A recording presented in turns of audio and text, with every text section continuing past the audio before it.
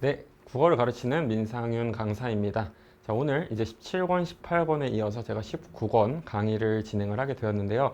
우선 이 강의 자체가 좀 이곳저곳 채널에서 많이 돌더라고요. 그런데 KBS 한국어 능력 시험에 대한 좀 정보 자체도 많지 않은 것 같고 해서 1강은 지난 18권도 그랬지만 이 강좌의 목적 자체를 크게 두 가지로 제가 구성을 했습니다. 첫 번째는 본 강좌를 수강하시는 분들도 계실 거고 그분들을 위해서는 이 강좌에 대한 소개가 되겠고요. 그리고 본 강좌를 수강하지 않으시는 분들도 계시겠죠. 그냥 기출문제 교재만 사서 푸시는 분들도 계실 텐데 그분들을 위해서 그래도 이 KBS 한국어 능력 시험이 어떤 식으로 진행이 되고 또 어떤 식으로 공부를 하시면 좋을지에 대한 전반적인 소개를 하는 영상으로서 이 1강을 구성을 한번 해보았습니다. 자, 그래서 이 1강의 구성 자체도 보시면 이제 첫 번째는 뭐 교재 강사에 대한 소개를 그래도 할 거고 또 두 번째는 이 KBS 한국어 능력 시험이 전체적으로 어떻게 되는지에 대한 설명을 드릴 거고요. 이제 마지막을 강좌 소개로 뺐는데 이렇게 구성한 이유가 있습니다. 뭐냐면 이 KBS 한국어 능력 시험이 전체적으로 영역별로 어떤 식으로 구성이 되는지를 나름대로 빌드업을 해야 제가 왜 이런 형태로 강좌를 구성했는지에 대해서 좀 설득력이 있기 때문에 KBS 한국어 능력 시험이 무엇인지를 먼저 설명을 드리고 강좌 소개로 넘어가 보도록 하겠습니다. 그리고 18권이랑 이 19권에 제가 강좌 구성 자체를 좀 크게 바꿨어요. 그 이유가 이번에 18권, 19권을 제가 기출 강의를 한번 해보면서 느낀 게 뭐냐면은 좀 이전 17권 때랑은 달라진 부분이 있다라는 것을 느꼈고 이제 저도 강의를 진행하다 보니까 수강생 분들이 이런 식으로 공부를 하셔야 더 이 강좌를 잘 활용할 수 있겠구나라는 생각을 이제 해서 저도 이제 강좌 구성을 조금 바꿔봤고요. 그 부분은 차차 설명을 드리도록 하겠습니다. 우선 본 교재 같은 경우에는 최신 출제, 실제 기출문제로 구성되어 있는 교재가 되실 거고요. 19권은 이제 이번 하반기죠. 68회, 69회, 70회로 그 시험이 이제 구성된 게 19권 교재가 될 거고요. 기출문제 교재로 나오는 건 단 한 권이니까 이 교재에 대한 설명은 제가 굳이 더 중요도나 이런 거는 말씀 안 드려도 당연히 풀고 가셔야 되는 교재다라고 말씀드릴 수 있을 것 같아요. 기출문제는 모든 시험의 기본이겠죠.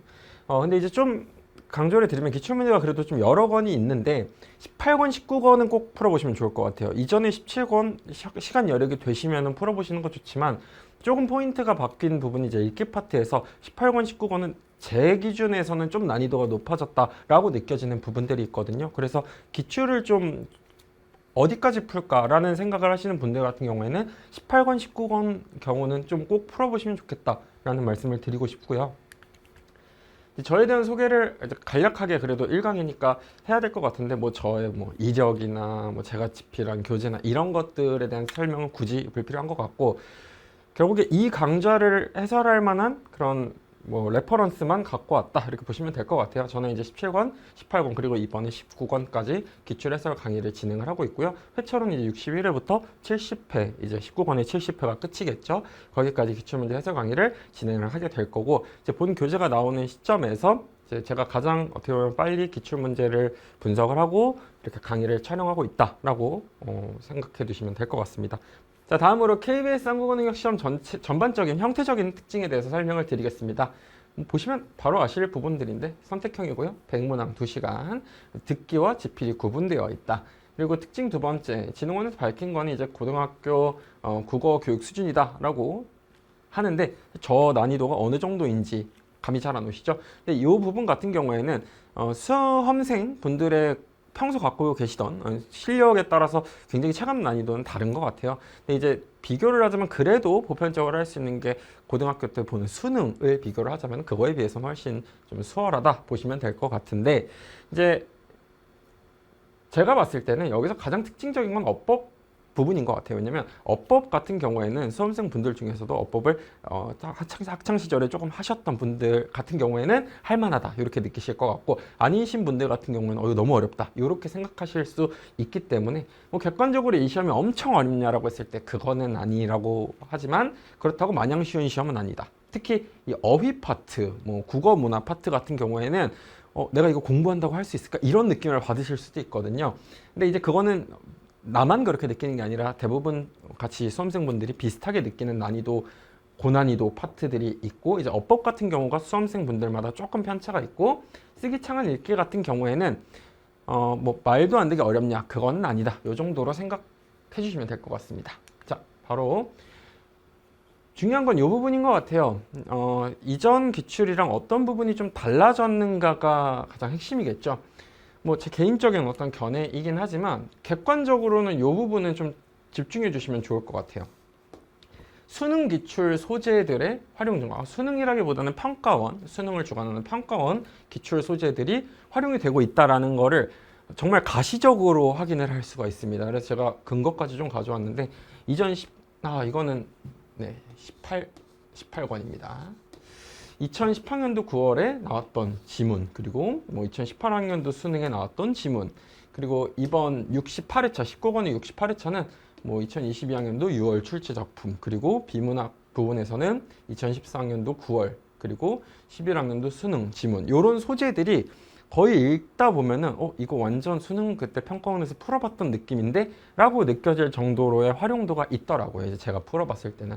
아무래도 저도 원래는 수능 강의를 이제 해오면서 이런 기출에 대한 어떻게 보면 경험치가 있다 보니까 봤을 때 이거 예전에 평가원에서 나왔던 건데 해서 이렇게 찾아보니까 정말 비슷한 부분들이 있더라고요. 근데 뭐 이걸 안다고 해서 뭐가 다르냐 이렇게 생각하시는 분들도 있겠지만 어쨌든 읽기 파트 부분에서 그래도 좀 수능의 기조랑 비슷해져 가는 부분들도 있고, 그래서 하나 말씀드리고 싶은 부분은 시간 여유가 좀 있으신 분들은 만약에 문제풀이를 더 하고 싶다 하시면은 저는 이제 뒤에서도 써놨는데 한 09년도에서 14년도의 평가원 지문들 같은 경우에는 같이 좀 감각 훈련이 되게 중요하거든요. 그래서 그 부분을 좀 난이도적으로 비슷하다라고 생각이 들어요. 그래서 연계해서 같이 연습해 보시면 좋을 것 같다. 그리고 이제 제가 봤을 때는 읽기 파트의 지문 난이도가 이전 기출들에 비해서는 좀 증가가 되는 것 같다. 라는 거. 그냥 단순히 이게 어떤 오답률의 문제라기보다는 읽고 풀어봤을 때 그냥 진짜 그 체감적인 부분에서 이전 기출과 비교를 한다면 말씀을 드리는 거고요. 뭐 처음 이거 딱 19권부터 푸시는 분들에게는 뭐 큰 의미는 없을 수 있는 얘기일 것 같습니다. 일단 이런 트렌드 변화가 좀 눈에 띄는 변화인 것 같고요. 이제 영역별로 좀 들어가 보도록 하겠습니다. 이건 아까 말씀드린 것처럼 난이도에 대한 솔직한 생각, 엄청 어렵진 않지만 그렇다고 쉽지만은 않다. 특히 변별력이 되는 포인트 같은 경우에는 어휘 어법 부분, 특히 그 중에서 우리가 공부를 했을 때 좀 올라갈 수 있는 파트는 어법은 분명히 경쟁력을 갖추실 수 있는 부분입니다. 뭐 어휘나 국어문화 이런 지식적인 부분 같은 경우에는 범위도 딱 정해져 있는 게 아니니까 이게 공부를 한다 하더라도 내가 공부를 잘하고 있는 건가, 이게 실력이 늘고 있는 건가를 가늠하기가 굉장히 어렵거든요. 근데 이 파트 같은 경우에는 나만 그런 게 아니라 대부분 수험생분들이 비슷하기 때문에 뭐 큰 문제는 안 되지만, 어법 같은 경우에는 공부하면 오르는 분야는 확실하고 또 어느 정도 범위가 정해져 있죠. 그렇기 때문에 공부를 했을 때 확실히 변별력을 가지실 수 있는 파트는 어법인 건 맞습니다. 그리고 듣기 같은 경우에는 좀 생소하실 거예요. 왜냐면 뭐 예전 세대분들, 그러니까 저도 1년 정도는 국어 듣기 평가라는 거를 쳐본 세대거든요. 딱 거기서 이제 국어 듣기가 없어지는 세대에서 제가 수능을 쳤었는데, 저는 3번을 수능을 쳤어서 다 경험을 한번 해봤습니다. 근데 이 듣기, 국어 듣기라는 게 굉장히 생소해요. 영어 듣기는 학창 시절에 많이 해보셨잖아요. 근데 국어 듣기라는 게 들으면서 뭔가 정보를 처리한다는 게 일상생활에서 별로 해볼 일이 없는 경험이기 때문에 이거는 말 그대로 경험을 해보시냐 안 해보시냐가 큰 차이를 만듭니다. 그래서 뭐 듣기 공부를 뭐 엄청 많이 해야 되냐, 그게 아니라 이 경험 자체를 해보시고 하다 보면은 뭐 듣는 게 엄청 어려워서가 아니라 그냥 이 경험이 없는 분들이 틀리기가 굉장히 쉽고 충분히 좀 숙달이 되시는 분들 같은 경우에는 그래도 맞출만 하다. 어느 정도 유형도 정해져 있는 부분들이 있고요. 그래서 이 부분 크게 2가지가 좀 변별력이 될 수 있는 파트라고 생각을 하고요. 뭐 영역별 학습의 우선순위다. 우선순위가 어떻게 되냐라는 거는 뭐 개인차에 따른 다른 부분이다. 근데 이제 제가 구분을 해봤을 때 시간 여유가 있는 분들도 계실 거고 조금 없는 분들도 계시겠죠. 그래서 크게는 이렇게 구분을 해봤는데, 시간 여유가 없는 분들 같은 경우에는 뭐 이것저것 많이 하실 수가 없잖아요. 근데 파트별로 봤을 때 일단 듣기는 반드시 해보셔야 되는 거, 뭐 엄청 지식이 많이 필요하거나 이런 게 아닌데 경험을 안 해보면 큰일 나기 때문에 꼭 듣기는 최우선으로 드시면 좋을 것 같고, 이제 쓰기, 창한, 읽기, 이게 쉽게 말하면은 제 표현으로는 이거는 감각을 잘 길러 두시는 게 중요해요. 그러니까 감 유지가 꽤 중요한 영향을 주는 파트고, 이제 이 부분 같은 경우에는 뭐 쉽게 말하면 지식형이죠. 지식형. 근데 지식형 공부 자체가 시간이 투자가 될 수밖에 없는 파트겠죠. 그러니까 시간 여유가 없는 분들 같은 경우에는 당연히 내가 투자했을 때 맞출 수 있는 파트들의 감각을 유지를 하면서 이런 것들은 뭐 기출 문제를 통해서 알 수 있는 것들이라도 가져간다라는 마음으로 공부를 하셔야 될 것 같고, 시간 여유가 있으신 분들 같은 경우에는 특히 어법에서 변별력을 확실히 만들어 두시는 걸 전 추천을 드립니다. 왜냐면 뭐 어휘 공부, 뭐 국어문화 공부 소홀히 하자가 아니라 절대 투자를 진득히 지식형 파트에다 할 거라면 어법이 가장 가성비가 좋습니다. 그래서 이 부분은 이런 분들은 당연히 하셔야 되는 거고, 하시면서 어법 파트 같은 경우에는 좀 개념을 병행해서 쌓아주시면서 기출문제를 풀어주시는 게 효과를 많이 보실 수 있을 거다. 이렇게 말씀드릴 수 있을 것 같고요.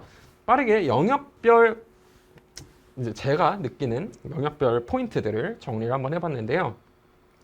전체적으로 어렵지는 않습니다. 근데 이제 중간중간 어려운 것들이 있기도 합니다. 말씀드렸듯이 공부를 했을 때와 하지 않았을 때 차이가 좀 큰 파트고요. 들으면서 정보를 동시에 처리하는 것 자체가 생소하기 때문에 연습을, 경험을 꼭 해보셔라. 유형이 어느 정도 잡혀 있는 편입니다. 그렇기 때문에 듣기 파트 저희도 강좌에서, 그래서 제가 이따가 설명을 드리겠지만 막판에 좀 몰아놨어요. 여러 회차 거를 동시에 보면서 유형별 특징을 정리하는 게 본 강좌의 어떤 강좌수 제한, 강의 뭐랄까요, 강좌수가 이게 많은 강좌가 아니잖아요. 20강 정도로 마무리가 될 강좌인데 거기서 뭐 듣기의 개념을 다 정리한다, 이건 좀 비효율적인 것 같고, 제가 기출문제 강의를 통해서 전달할 수 있는 거는 여러 회차를 한 번에 보면서 좀 유형 정리 위주로 해드릴 수 있는 파트인 것 같아요. 제 강좌 자체는 지금. 근데 이제 여기 별표 쳐주시면 좋을 것 같습니다. 분석하려고 하는 거에 너무 힘 빼시는 것보다도 분석 당연히 하셔야 되는데, 애초에 풀이 자체에 좀 신경을 많이 써주시면 좋을 것 같아요. 이게 분석하다 보면은 뭐 어려워서 틀리는 게 아니에요. 그냥 아차해서 집중력이 떨어져서 혹은 내가 생소해서 이런 이유로 틀리기 때문에 분석하다 보면 에이 실수했네, 이런 경우가 더 많으실 거예요. 그렇기 때문에 이거는 또 문항이 막 엄청 많은 게 아니잖아요. 뭐 읽기 파트야 평가원 거 좀 갖다 풀고, 쓰기도 평가원 거 갖다 풀고, 어법 문제는 뭐 워낙 많고 공무원 시험 거 풀어도 되고 이런데, 듣기는 애초에 이 문항 자체가 막 경험할 수 있는 게 많지 않다 보니까 하나하나 기출문제를 좀 소중하게 생각하셔서, 이건 강의보다 더 중요한 게 뭐다? 내가 집중해서 시간 딱 재고 풀어보는 거다. 그걸 꼭 명심해 주시면 좋겠습니다. 자, 어휘 풀어보시면 딱 이런 느낌이 드실 거예요. 와, 이거 공부한다고 내가 할 수 있을까? 네, 근데 다 그렇게 느낍니다. 자, 일단 제가 기출문제 강좌에서 목적으로 하는 거 딱 선택과 집중을 해야 되기 때문에 말씀을 드리면, 이 어휘 파트에서도 그래도 추론을 통해서 풀 수 있는 파트들이 좀 있습니다. 어휘 문항 안에서도요. 근데 그렇지 않은 것, 쉽게 말하면 이건 진짜 말 그대로 거의 그것을 아냐 모르냐의 지식 싸움이 되는 부분들도 있어요. 뭐 예를 들어서 고유어 이런 것들, 그런 것 같은 경우에는 정말 모르면 틀리는 부분이거든요. 근데 그렇다고 뭐 어휘 범위가 딱 있냐? 그것도 아니기 때문에 상당히 어휘는 명쾌한 솔루션이 없는 파트기도 해요. 제가 솔직하게 말씀을 드리면. 그리고 특히나 이 제한된 강좌 수 안에서 제가 기출문제 강의를 통해 전달한다고 했을 때는 몇 가지 팁은 분명히 존재합니다. 그래서 그것들을 말씀을 드리고, 그래도 기출 안에서 나오는 어휘들이 반복돼서 활용되는 경우들이 있기 때문에 그것들 한두 개라도 알면은 어떤 도움이 될 수 있냐. 저희 선택지 5개잖아요. 그 중에 한두 개라도 내가 만약에 아는 게 나온다면 제거할 수 있겠죠. 그 확률을 높이는 싸움을 할 수 있다라는 점에서 이 기출문제 강좌 어휘 파트의 의미가 조금은 있지 않나, 이렇게 생각을 하고요. 노력 대비 결과가 가시적으로 보이긴 어려운 영역은 맞습니다. 근데 공부를 왜 하냐? 다시 말씀드리지만 기출에서 반복되는 게 있고 객관식 확률을 높이기 위해서예요. 그리고 어느 정도 추론을 통해서 풀 수 있는 것도 있습니다. 그냥 나 어휘 몰라, 이거 틀리네, 이렇게 되는 건 아니에요, 절대. 그리고 이제 제가 실전적으로 하나 말씀드리면요. 메타인지 능력, 그러니까 내가 아는지 모르는지를 딱 아는 능력을 저렇게 메타인지라고 하잖아요. 어휘 파트 같은 경우에 이거 딱 보자마자 나 이거 모르는 단어다, 바로 느낌이 오죠. 뭔가 쎄하죠. 근데 그런 거는 오히려 우리가 시험 운영에 있어서 모르는 거는 과감하게 추론할 수 있는 데까지는 추론하지만 딱 질질 끄는 것보다는 결정을 내리고 그 다음 시간 관리를 하는 용도로 잘 활용하시면 좋을 것 같아요. 그래서 빠른 판단을 통해서 오히려 시간 관리, 다른 문항에 더 쏟아서 정답률을 높이세요. 나만 어려운 건 절대 없습니다. 단기간에 다루기는 상대적으로 어려운 파트고요. 그냥 공부하는 마음 자체도 그냥 모르는 거 그때그때 찾아보고 기출에 있는 것부터 제대로 알고 그 영역 기출에서 나왔던 것들을 계속 확장해 나가자. 뭐 어휘집대 같은 거 병행해서 공부해 주셔도 되는데 그냥 오늘 공부하는 거에 최선을 다한다. 그런 마음으로 임해 주시면 되겠습니다. 자, 다음 어법인데요. 상대적으로 어렵죠. 그리고 이건 수험생분들의 편차가 가장 큰 파트입니다. 고등학교 국어를 갓 끝낸 분들 혹은 고등학교 문법을 너무 잘했다. 뭐 공무원 하느라 문법을 한 바퀴 돌렸다. 그런 분들에게는 그래도 할 만한 영역이겠고 그렇지 않은 분들 같은 경우는 어법이 너무 생소하죠. 조항이 무슨 말이야? 이렇게 될 텐데 자, 기본기의 차이가 큰 편. 그래도 평균적으로 어렵습니다. 대부분 분들이 어법을 잘 못하기 때문에 그렇기 때문에 변별력을 가질 수 있는 부분이고요. 꼭 시간 여유가 있으신 분들 그리고 조금 없으신 분들도 시간 내서 어법 파트 공부는 좀 병행해서 해주시면 좋을 것 같아요. 이 기출문제 강좌에서 어법을 다 다룬다 말이 안 되죠. 그렇기 때문에 어법 파트도 그냥 기출 저희 3회분 있죠. 그거 딱 몰아가지고 거기서 나왔던 어법들 싹 정리하는 정도로만 저는 선택과 집중을 하겠습니다. 그리고 그 외적인 부분들 같은 경우에는 강좌 나가는 동안 어법 공부를 좀 병행해 주시면 좋을 것 같아요. 자, 근데 그럼 어법 공부는 어떤 식으로 하면 좋을까요? 전 크게 두 가지로 생각을 하는데요. 첫 번째는 개념 강좌들도 있고 개념 문법 교재들도 잘 나와 있는 것들이 시중에 되게 많습니다. 그런 것들을 한번 이제 1단원부터 쭉쭉쭉쭉 정주행하시는 거를 좋아하시는 분들도 있죠. 그런 공부 스타일을 선호하시는 분들. 그런 분들 같은 경우에는 개념을 한 바퀴를 돌리고 뭐 두세 번 정도 보면서 문제풀이로 넘어가는 병행하면서 하셔도 당연히 괜찮겠죠. 개념이랑 문제를. 이런 식으로 가셔도 되고 혹은 내가 딱 정주행은 못할 것 같아. 시간이 그렇게 많지 않아. 그런 분들 같은 경우에는 정말 기출문제를 우선으로 두면서 거기서 나왔던 개념들이라도 파생적으로 찾아나가는 거죠.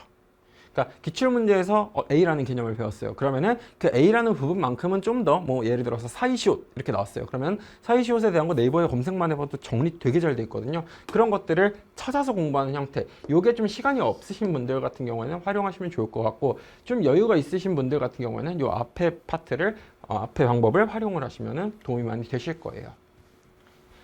기출에 나온 것들이라도 잘 정리해서 가자는 게 저희 강좌의 목표고요. 이 부분만큼은 진짜 추가적으로 보완해 주시면 좋을 영역입니다. 경쟁력 가질 수 있고요. 뭐 가성비 괜찮게 나오고 또 남은 여유에 따라 학습 방향 다르고 좀 정직하다. 이 또한 내가 모르면은 과감하게 딱 어떻게 보면 손절치고 시간 관리 하실 수 있는 파트이기도 합니다. 지식형 파트가 다 그렇다고 생각을 해요, 저는. 자, 그 다음 쓰기로 넘어가겠습니다. 반드시 점수를 획득하셔야 하는 영역입니다. 그래서 오히려 좀 부담이 될 수도 있어요. 그러니까 어려워서 틀린다라기보다는 내가 실수해서 빨리 풀려다가 실수하는 파트이기도 하거든요. 그래서 이 부분 같은 경우에는 목적 자체가 정확도랑요, 속도 두 가지를 다 신경을 쓰셔야 된다. 그렇기 때문에 이건 연습량, 감각이라는 게 정말 중요한 파트고 같이 병행해서 꼭 기출문제만이 아니라 꾸준하게 푸실 수 있는 소스들이 많아요. 뭐 수능에서 화법과 장문이라는 파트 있죠. 이런 거 같이 좀 푸시면 연습하시기 되게 좋을 것 같습니다. 유형이 어느 정도 정해져 있기 때문에 유형이 정해져 있다라는 거는 이 유형은 이런 스타일로 좀 풀면 좋겠다라는 그 매뉴얼을 좀 정할 수 있잖아요, 저희가. 그러면은 속도가 쉽게 말하면 빨라질 수 있는 파트기는 합니다. 그리고 이제 오답 분석을 한번 해보다 보면은 말도 안 되게 어려운 추론이 나온다? 아닙니다. 그게 아니라 그냥 꼼꼼하게 푸는 습관 자체가 중요한 거다. 그래서 이 파트도 제가 듣기 위해서 강조한 것처럼 해설 강의를 듣는 것보다 더 중요한 게 애초에 푸실 때 안 틀리셔야 돼요. 아시겠죠? 그러니까 처음부터 너무 빨리 푼다가 아니라 처음에는 포커스를 여기다 두시고 속도로 넘어가시는 겁니다. 아시겠죠? 창한 파트는 그냥 느낌으로 보면 약간 창의성 퀴즈 같아요. 뭐 그림 나오고 이걸 통해서 뭘 유추할 수 있냐 뭐 이런 얘기인데 그게 참 주관적이다라는 느낌이 드실 수는 있거든요. 근데 저희 뭐 하는 거죠? 국어 시험 푸는 거죠. 그렇기 때문에 그냥 마냥 너 이거 그림 보고 이 발상할 수 있니? 이런 창의성 퀴즈로만 문제가 나오는 건 절대 아닙니다. 보기에 의한 객관적 기준이 존재하고요. 그렇기 때문에 저희가 오답 분석을 할 때도 얘가 왜 얘가 돼야만 하지? 라는 그 필연적인 근거와 이유를 따지는 연습을 창한 파트는 해주시는 게 좋아요. 왜냐면 이게 간혹 어려운 문항들, 오답률이 높은 것들이 있거든요. 그거는 그냥 그림 보고 직관적으로 내가 이 생각이 나서 답을 골랐는데 틀리는 경우들이 있는 거예요. 왜? 기준이 없이 그냥 보고 느낌대로 들어갔기 때문에. 그래서 이 파트 같은 경우에는 대부분은 그렇게 가셔도 맞추실 수 있는데요. 오답 분석 같은 거 혹은 내가 애초에 풀 때도 좀 근거, 왜 3번이어야만 하지? 이런 생각들을 좀 해주시는 게 굉장히 중요하다. 객관적인 기준을 갖고 신중하게 푸는 연습이 중요하다. 그래서 이 파트 같은 경우에 제가 특히 강조드리고 싶은 게 이 창한 파트는 가급적이면 모든 선택지를 다 검토를 하시면서 좀 푸는 게 어떨까? 이렇게 권장을 좀 드려요. 왜냐면 그냥 내 느낌대로 갑자기 2번에 끌려서 2번 했는데 좀 더 객관적인 근거상 4번이 더 적절한 느낌이 드는 경우들이 있거든요. 그렇기 때문에 창한 파트 같은 경우에는 실수를 줄이기 위해서라도 모든 선택지를 가급적이면 검토를 다 하고 풀자. 이 파트 또한 반드시 점수를 획득하셔야 되는 영역입니다. 자, 다음 읽기 파트입니다. 고등 국어에 비하면 훨씬 쉽다라고 말씀을 드릴 수 있는데 가장 많은 문항이 배치되어 있죠. 그렇기 때문에 당연히 가장 중요한 영역일 겁니다. 이제 이 부분이 이제 강좌 목적에 가장 제가 강좌를 구성하는 데 있어서 심혈을 기울인 부분이기는 해요. 짧은 강좌지만 어쨌든 제가 독해할 때 신경 쓰셔야 하는 것들을 강좌에서 주로 다룰 예정입니다. 그래서 이 파트 같은 경우에는 제가 앞서 말한 쓰기 파트처럼 감각이 되게 중요한 부분이거든요. 그리고 좀 지식적으로 채워주셔야 되는 것 같은 경우에는 좀 제가 읽기 파트를 많이 다루는 동안 어느 정도 좀 쌓아주시고 마지막에 같이 저희가 정리하는 느낌으로 들어가면 좋을 것 같아요. 그래서 이따가 설명드리겠지만 강좌도 이런 식으로 구분을 했는데 감각이 중요한 영역이기 때문에 이 부분은 제가 계속 문제풀이에 최대한 많은 문제들을 같이 읽어 나가면서 설명을 드리려고 합니다. 그래서 KBS 기출만이 아니라 좀 다른 국어 지문들이라고 하면은 제가 아까 말씀드렸던 것처럼 09년도에서 한 14년도 이 정도까지의 평가원 기출 문제들은 풀어보셔도 지금 난이도로는 좀 비슷한 느낌이 듭니다. 네. 그래서 이게 뭐 어법이 중요하다, 어휘가 중요하다, KBS는 뭐 그렇게 얘기하지만 이건 기본으로 잘 하셔야 되는 파트다. 그리고 실제로 오답률 높은 것들 많습니다. 여기 중요하고요. 마지막 국어 문항, 이건 풀어보시면 아시겠지만 어법 같은 문항도 있고요. 문학 개념, 지식 이런 것들을 묻는 문항들도 있습니다. 그래서 약간 기본 배경 지식을 묻는 느낌으로 인해서 뭔가 어휘 영역 공부할 때처럼 답답한 느낌이 있으실 수 있어요. 특히 학습 범위가 명확하지 않아서 어려운 영역이 있는데 시간이 없으신 분들에게 별로 공부에 가성비가 좋은 영역은 아닙니다. 이거는. 그래도 어법 공부하시면서 자연스럽게 좀 국어 문화에서 맞추는 것들 늘어나실 거예요. 그리고 기출에서 나왔던 것들이 반복되기 때문에 어느 정도는 그걸 통해서 우리가 선택지의 확률을 좀 높이자. 그리고 된다면 국어 문화나 어휘는 좀 추가적으로 공부를 해주시면은 좀 더 도움이 많이 되시겠죠. 이 또한 그냥 내가 지식형이기 때문에 모르면 과감한 손절을 통한 시간 관리 할 수 있는 파트라고 볼 수가 있겠습니다. 자. 마지막 영역별 학습 제가 싹 정리를 한번 해봤는데요. 듣기, 문제 풀 때 집중하세요. 나중에 분석하는 데 힘 쓰는 것보다도 일단 문제 풀 때 집중하셔야 되고요. 분석하실 때는 오답이 어떤 식으로 나오는지 좀 더 포커스 두시면 좋습니다. 읽기 파트, 문제풀이의 감을 잃지 않도록 꾸준하게 푸는 게 가장 중요합니다. 그래서 09년도, 14년도에 평가원 문항 수준 연습해 두시면은 진짜 그 소재가 딱 활용돼서 풀리는 느낌도 운이 좋으면 있겠죠. 저 같은 경우에는 예전에 이런 수능 같은 거 많이 풀어봤으니까 이번에 KBS 이거 풀 때는 옛날에 풀었던 그 소재잖아 하면서 거의 뭐 문장도 비슷한 것들이 있어가지고 되게 편하게 읽었었어요. 물론 그 찍기를 위해서 이걸 하자라는 건 아니지만 기왕이면 자, 그다음 난이도 많이 어렵지는 않아요. 상대적인 얘기일 수는 있지만 많이 막 말도 안 되게 어렵진 않으니까 지문 제대로 읽고 문제를 빨리 풀기. 그러니까 뭐 빨리 풀자가 포커스가 아니라 그만큼 지문을 제대로 읽으셔야 된다. 뭐 지문을 3분 만에 후딱 읽고 문제를 4분 동안 본다. 이게 아니라 지문을 제대로 뭐 4분, 5분 투자를 한다면 문제 풀이는 진짜 막 2분 만에 이렇게 풀릴 수도 있거든요. 그러니까 지문에 힘을 많이 줘라. 이 말을 드리고 싶습니다. 눈알 빨리 굴려서 빨리 하려고 하지 마시고요. 쓰기 창안, 이건 유형이 어느 정도 정형화되어 있습니다. 유형에 익숙해지시고요. 반드시 점수를 챙겨야 하는 만큼 문제 풀 때 실수하지 않게 이것도 듣기처럼 애초에 풀 때 집중하셔야 돼요. 아시겠죠? 해설 강의보다도 문제풀이가 중요한 파트다. 자, 그다음 어법. 기출에 나온 거는 반드시 알아두셔야죠. 기출에 나온 어법들이 좀 더 빈출된다라는 부분이니까요. 그리고 국어 문화나 어휘에 비해서는 범위가 있기 때문에 공부하려면 하실 수 있고요. 강좌가 진행하는 동안 제가 읽기 파트를 먼저 할 거예요. 그 동안 좀 병행해서 교재든 뭐 강의든 이런 것들을 활용해서 따라와 주시면은 좀 더 시너지 내실 수 있을 겁니다. 시간 여유가 있다면 어법 꼭 해주시고요. 개념 점검을 할 때는 좀 문제풀이를 통해서, 그러니까 어법을 내가 제대로 알고 있는지는 봤던 강의, 봤던 교재들 내용만 보면은 그냥 위치로 다 기억하는 느낌이에요. 그래서 내가 모르는지 아는지를 잘 모르거든요. 어법에 대한 나의 지식 테스트는 반드시 문제풀이를 통해서 점검하셔라. 다음 국어, 문화와 어휘. 시험 범위가 명확하지 않아요. 그래서 공부 자체도 꽤 어려우실 겁니다. 그래서 마음가짐을 적었어요. 제가 그냥 기출이라도 잘 공부해서 객관식에서 우리 확률을 높이자라는 마음으로 그냥 수양한다 생각하셔서 하시는 거 나쁘지 않아요. 그리고 나만 어려운 거 절대 아니다. 이 말씀 꼭 드리고 싶어요. 그러니까 나만 어려운 거 아니니까 너무 겁먹지 마세요. 이거는.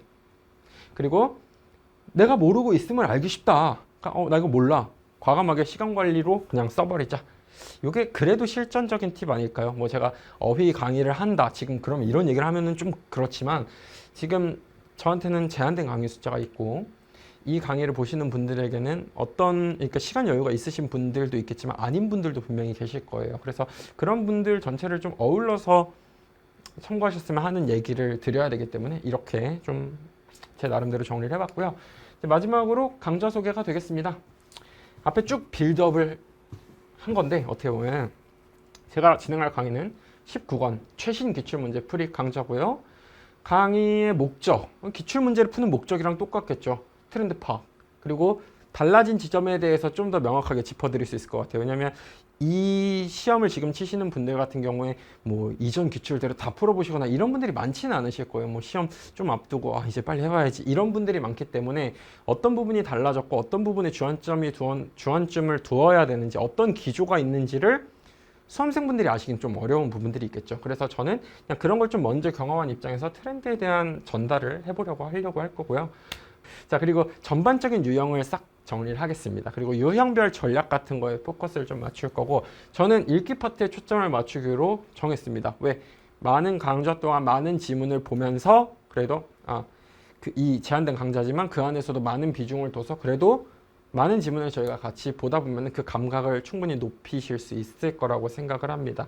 자, 강좌의 구성을 그래서 이전과 달라진 부분인데요. 이게 전반부에는 제가 크게는 독해형 파트, 지식형 파트로 이렇게 구분을 해봤습니다. 독해형 파트는 쓰기, 읽기, 창안 그 파트를 제가 독해형 파트라고 묶었고 그냥 제 표현으로 그 다음 어휘, 어법, 국어문화 여기 지식형 파트 뭐 듣기는 좀 따로 뺐어요. 이것도 감각이 중요하긴 한데 좀 지식이라고 보기는 어려워서 따로 뺐는데 이 부분들 같은 경우에는 저희가 이 강좌 자체에서 A부터 Z라는 개념을 다룰 수가 없어요. 그리고 또 이 강좌를 통해서 얻어가실 수 있는 건 아마 올해 기출이 어떻게 나왔고 그래서 어떤 소재들이 많이 나왔고 어떤 어휘들이 있었을까 이렇게 집약적으로 공부하는 게 좋을 것 같아서 묶어서 전달하는 게 훨씬 효과적이다라고 생각이 들었거든요. 그래서 앞부분에서 제가 이렇게 독해 파트를 해 나가는 동안 어느 정도 어법을 또 따라오시면서 병행하시면서 따라오실 시간을 만들어 드리는 거기도 하고 또 앞부분부터 우리 암기합시다 이러면은 완강을 못 하세요 대부분. 그래서 처음에 바로 진입하실 수 있는 독해 파트를 놓았고요. 이게 강좌의 핵심이 되실 겁니다. 이 부분 같은 경우에는 제가 감각을 충분히 올려드릴 수 있을 거라고 생각을 하고요. 이 부분은 좀 저희가 마지막에 68, 69, 70에 딱 모아서 이런 트렌드가 있다, 이런 체크가 있다 하면서 스스로 어법 공부를 좀 해주셨다면 한 번 더 점검하는 시간이 되시겠죠. 자, 듣기는 다시 말씀드리지만 제가 어차피 알려드린다고 뭐 특별한 건 아니에요. 스스로 풀 때 집중해서 많이 경험해 보세요. 강좌 활용 방법 대전제, 이 대전제를 명심하셔야 됩니다. 문제는 항상 먼저 풀고 수강하시길 바랍니다. 그리고 이 지식형 파트에 대해서 제가 하나만 더 설명을 드리면 문제 먼저 푸는데 그럼 어휘나 어법 이런 것들도 먼저 푸나요? 당연히 푸셔야죠. 푸시고서요. 지식형 파트는 해설지에 사실 다 써 있어요. 그냥 이 어휘의 뜻은 이겁니다. 그거 부분 같은 경우에는 어떻게 보면 스스로 공부해 주실 수 있는 부분이라고 생각을 하거든요. 제가 전달할 수 있는 거는 그 안에서도 추론해서 뭐 풀 수 있는 거 이런 것들을 팁을 설명해 드려야지 이런 해설지를 읽는 수업은 저는 굉장히 비효율적이다라고 생각을 하기 때문에 오히려 독해형 파트 나가는 동안 그냥 기출문제는 쭉쭉 풀어 나가시고 스스로 어휘, 어법 이런 부분 같은 경우는 해설지 잘 되어 있으니까 그 부분 보시면서 암기해 주시고 그렇게 구성하시면 좋을 것 같아요. 자, 그리고 다시 한번 좀 더 분류하면은 시간이 많지 않은 분들 같은 경우에는 또 이 안에서 약한 파트만 골라서 들으실 수 있겠죠, 나중에. 시간 여유가 있는 분들 같은 경우에는 가장 권장하는 방법은 독해 파트를 나가는 동안에 스스로 지식형 파트를 해설지를 통해서 혹은 플러스 어법 같은 경우는 뭐 강좌든 문제풀이 같은 거를 개념서든을 병행을 하면서 보완하고 마지막에 같이 싹 정리하면서 올해 뭐 나왔나 테스트하고 점검하고 그렇게 강좌 구성을 이제 그렇게 마무리를 하면 어떨까라는 생각을 해봤습니다. 그래서 강좌 구성은 이렇게 되고요.